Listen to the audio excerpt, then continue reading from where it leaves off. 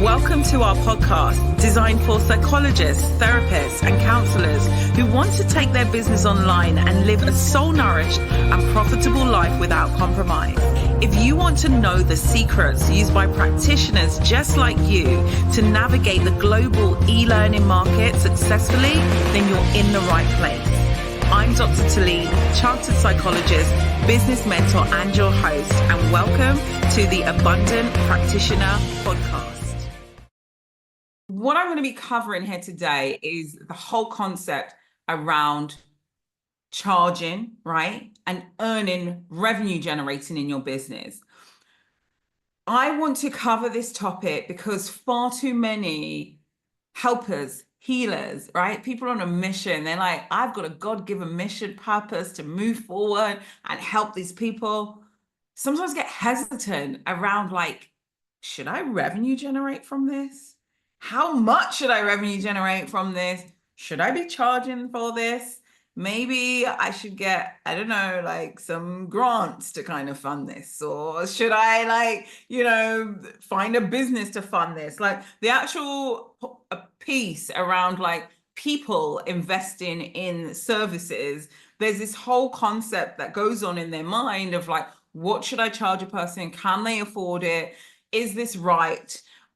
What's the best way forward, right? And these questions come up in their mind, which then stops them sometimes from even moving forward, right? They end up in this kind of branding space or planning space for a longer time than they need to be.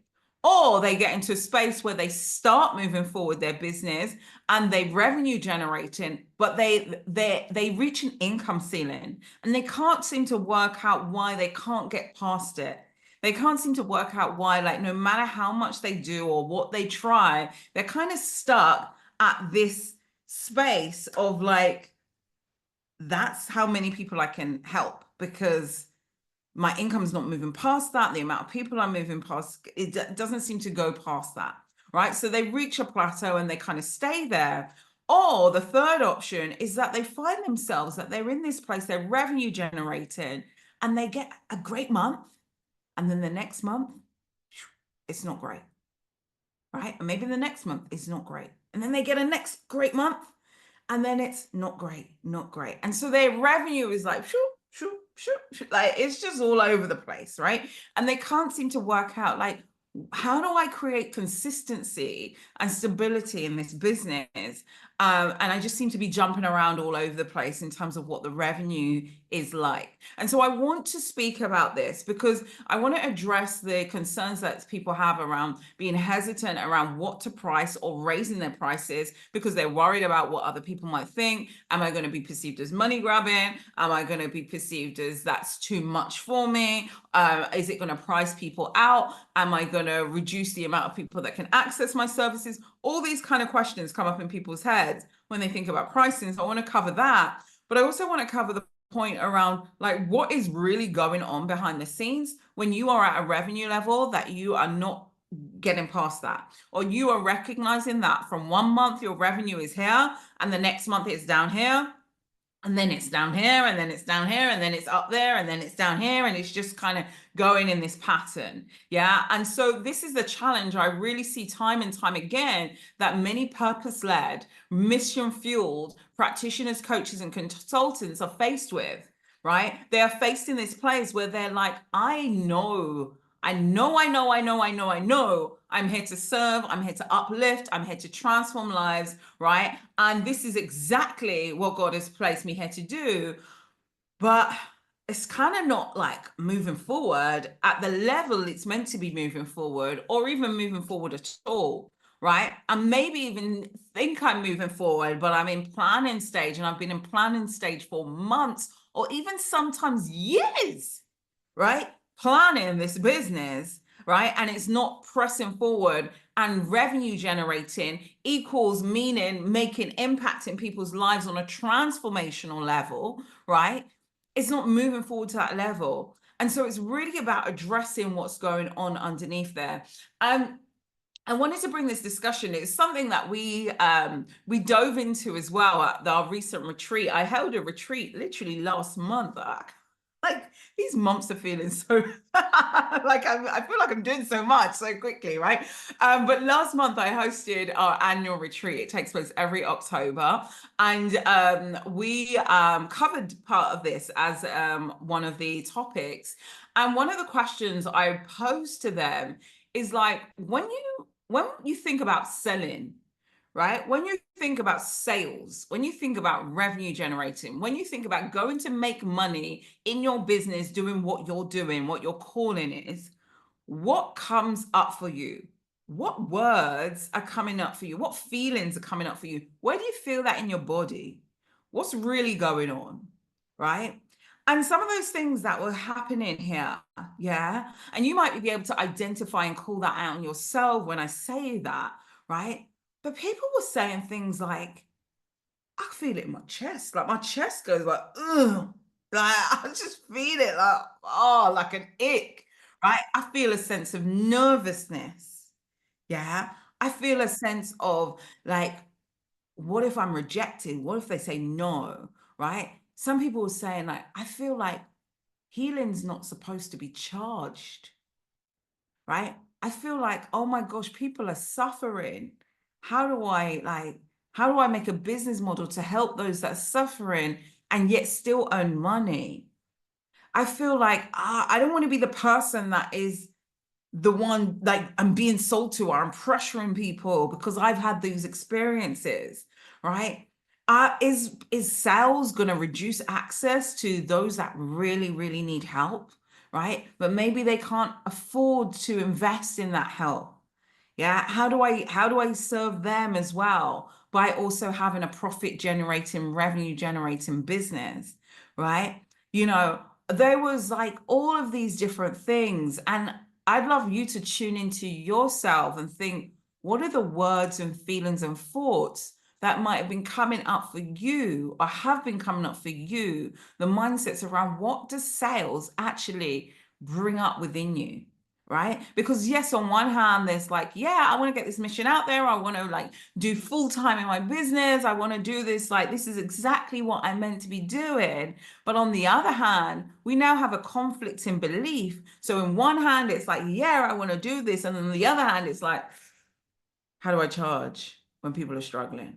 Right? The other hand is like, sales, that whole concept of sales just makes me like, ooh, right? Yeah, it makes me want to feel sick, right? Like all of these things, yeah. And so we've got this now, this belief going in one direction, the other direction, one direction, the other direction, right?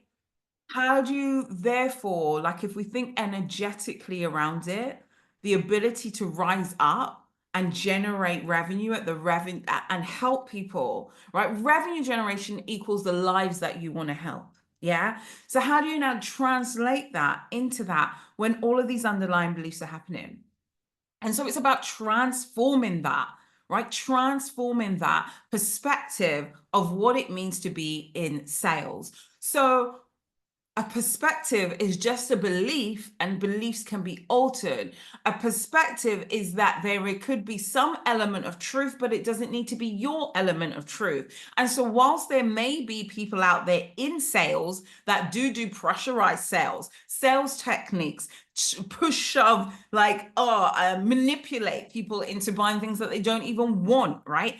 That doesn't need to be your way, right? Many of you that have come across me and know me know that I am not about that. I'm not about pushing people in, dragging people in. You drag people in, you drag people around, right? Like it doesn't serve you, it doesn't serve them in bringing people into a transformational experience when they're not ready or even meant to be there, right? All of that just to me is all around lack and scarcity, right? And if you really lean into the abundance and the energetics of abundance and all of that is not necessary, right? It's about understanding that there's a whole behavior change cycle that people go through when they are getting ready to make any change in their life, and that the sale, right, that transformation that happens in the transaction, the exchange of money for service, right, is going to take place in that readiness period, right, when they're able to commit to invest, right? Not just time, not just energy, but a frequency of an exchange of money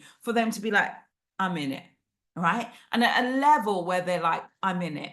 that even when the resistance comes up in that journey of transformation, they're still in it. They're not canceling their sessions and becoming no-shows and not showing up anymore, right? They're showing up even when there's resistance, which resistance in change is normal.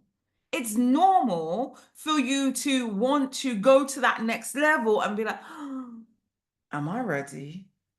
Right? Am I ready? Yeah. Like it's so normal. We see it all the time. Like I see people, I celebrate people jumping into the academy, but I know what that took, right? There was a whole mindset thing before that whole transaction jump. I'm doing this. It was like, am I doing this? Oh my God. Am I doing it? Am I really doing this? Oh my God, am I doing this? Let me say something, right? And it's like this whole thing, right? In any change, significant change, there is an ability for your mind to want to keep you safe in a comfort zone that has become familiar, right? Which is not necessarily comfortable. I prefer to call it the zone of familiarity, right? Of actually you're being held in this space of like, this is what you've known, this is what you've become accustomed to. Are you going to allow more, right? Are you going to allow more? Is it safe to have more? Yeah. And so you've got to recognize that actually, as people jump into new levels, right? There's a whole feeling that goes on there, a whole mindset that goes on there, right? And so you want to be able to bring that transformation in one where if you're really able to hold them safely as they transform in that space. Okay. And so I think the first part is recognizing, firstly, if you're going to allow yourself to earn more, to start revenue generating in your business, there's got to become an acceptance that it's okay to make money. It's okay to make money, right? From serving people and doing what God has placed me here to do. It's okay to have provision through that. It's okay to create provision through that. Now, like I really say to people, it's like just in terms of if you really think about your mission, you go to your mission, lean into your mission and like hand on heart think like, am I meant to be doing this full time? Like, is this how I'm meant to like, is this it, like that feeling of doing your mission full time? Does that like make you like just want to jump and be like, yes, this is how I'm meant to live on purpose, fueling, pushing forward that mission, waking up on fire, being like, how do I help and heal and serve and create and move, right? That creative abundance is able to just, right? Yeah. So you got to think like, does my mission give me that? It should. Yeah. Right. And so if your mission gives you that, you've also got to ask yourself a question of, for me to live fully where I'm able to allow creative abundance to just be like flowing, overflowing, going, right? And for me to wake up feeling excited and alive, right? Do I therefore need to have provision, right? Provision. Yeah. Like for me to feel safe, to be able to create, to be able to move forward in business and live and give and all of that stuff, right? Do I need money? And it's a simple question, yes or no, right? And it's like, if the answer is yes, it's about getting behind it. Like, okay, if this feels right, excited, I'm like, am I meant to do my mission? Yes. Am I meant to do my mission full time? Yes. Am I meant to serve and help and heal and push forward and have this creative sense and just be navigating this? This is what God has placed me here to do. Yes. Right? Do I require provision? Yes. Right? Yeah. Right? Is money a tool that is used in 2024, right? That helps pay for things? Yes. Right? It's a yes, right? Money is required to pay for certain things, to pay for your basic needs, but to pay for so much more than that. So if we think about, okay, like serving your needs, there's a yes, right? Like I need money to pay for the home, to pay for gas, electric, council tax we have over here in the UK, right? Food, children education, healthcare, right? There's so many things. We could go on and on, right? Car, petrol, all of those things that you may or may not need or feel you need, right? To be moving forward your life. and have that stable sense of provision. Yeah. But then how about we look beyond yourself? So when we escalate and we think beyond ourselves or beyond our own needs of our own state for provision, right? And we think about, what about excess money? What about overflow money? What about more money than for my needs, right? And we think about that and we think about, what could that do? Often the words that come back, right, is like, I've heard this, like at the retreat, people were saying, someone was saying, I want to send money back to my home country. I want to send money back to Nigeria and support them there. I want to send money to India. I want to create, to go into building my own charity causes. I want to be able to give myself and my family bonuses. I want to be able to create an inheritance for my children's children. I want to be able to not just be working full time in my mission, but take time out and go and invest in other projects on the ground, right? We think about what the excess can allow you to do. So now it comes back to, okay, right? So money is a tool, right? That can support not just you, but so much more than you. And so we want to create a safety within yourself of, it's okay to receive it. Right? It's okay to receive it. It's okay to accept it and allow it into your life as a tool, right? For so much good, right? A tool in the hands of good people gets to do great things. Yeah. A tool in the hands of not so good people does not so good things. All of you people in this room, I'm going to assume are great people, right? I'm going to assume my energy brings forward people that are great people, that this tool could help you do so much more.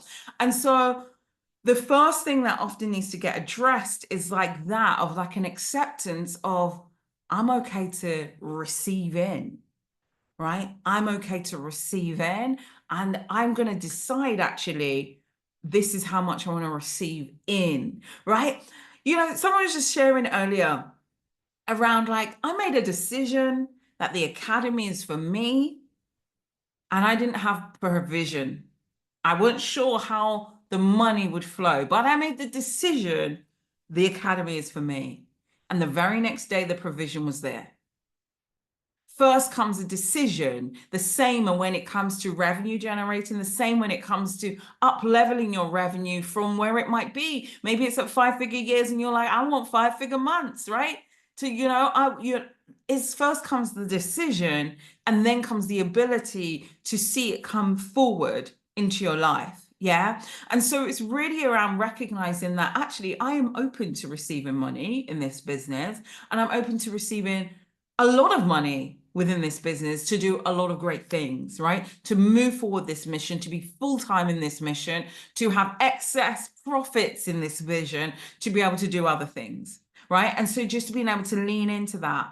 And by you thinking about the number of people that you would then pull into that mission to help them in their lives, the ripple of impact that then has.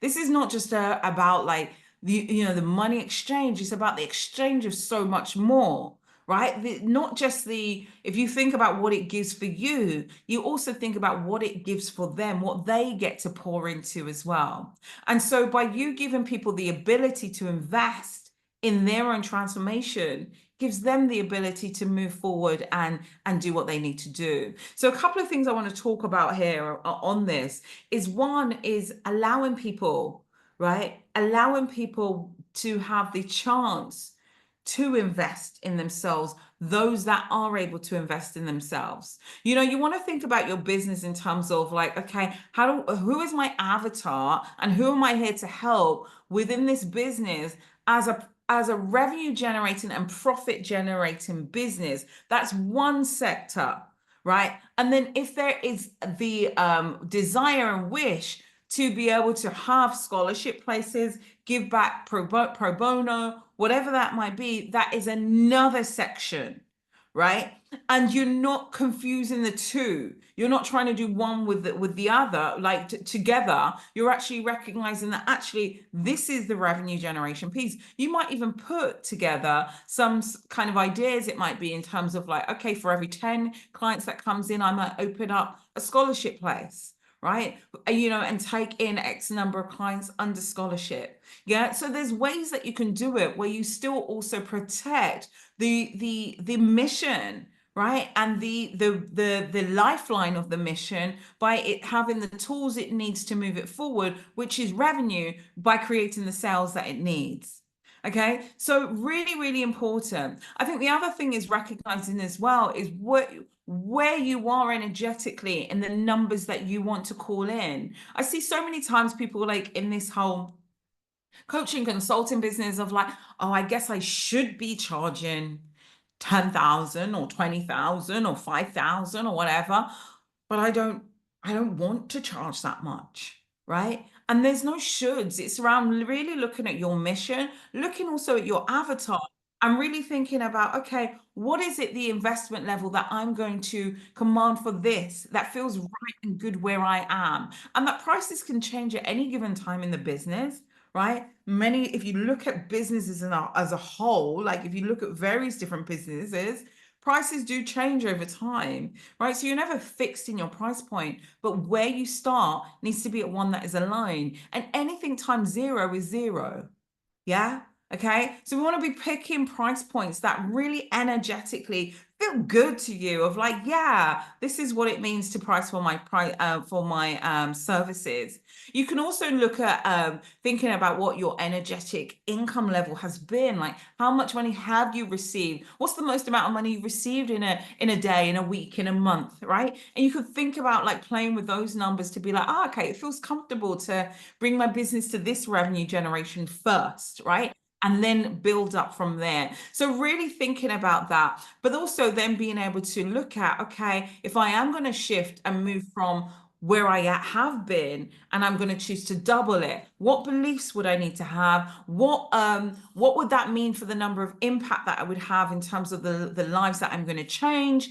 How many more clients would I call in? What would that mean in terms of the capacity? Do I feel like I have the capacity to hold those number of clients, right? What kind of feelings or thoughts are coming up about that increase that you might need to address, so you're able to expand your capacity to receive, right? So those, there's so many things I could talk about in terms of pricing and energetics and money and all of that. But I think it really is important to recognize that it's okay as well if you're nervous about to say it anyway. One of the ladies who was new in the academy as well, she was, celebrating that she came to the academy and was like, okay, I made it into the academy. I'm here now, right? And she was like, I want to make money straight away. And then an opportunity came to her that very week. And she went forward and she was like, okay, this is my price point. And she went to bed and she was like, I've like totally undercharged myself, totally undercharged myself. And she went back that next day and was like, I sent you the wrong pricing, right?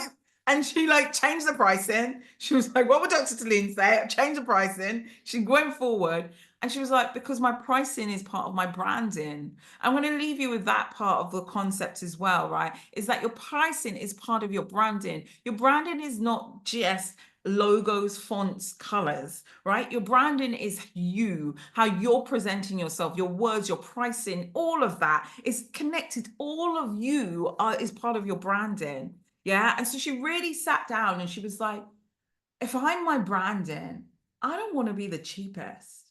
I don't want people coming to me because I'm the cheapest. I want people coming to me because you can get me what I need, right? You can support me. You're going to hold my hand. You're going to really bring your heart to this. That's why I'm investing. I'm not investing in you because you were the cheapest commodity. Like, I looked around and you were the cheapest, and that's why I'm picking you. You don't want people picking you based on that, right? You want your prices to connect with your heart, right? And then she even shared, she was like, and that particular client came and signed up, and they were like, I signed up because I recognized your heart. I recognize your talent, your passion, your ability to do that, right? And respected the fact that when the client decided to double their price, was like, yeah, I get it.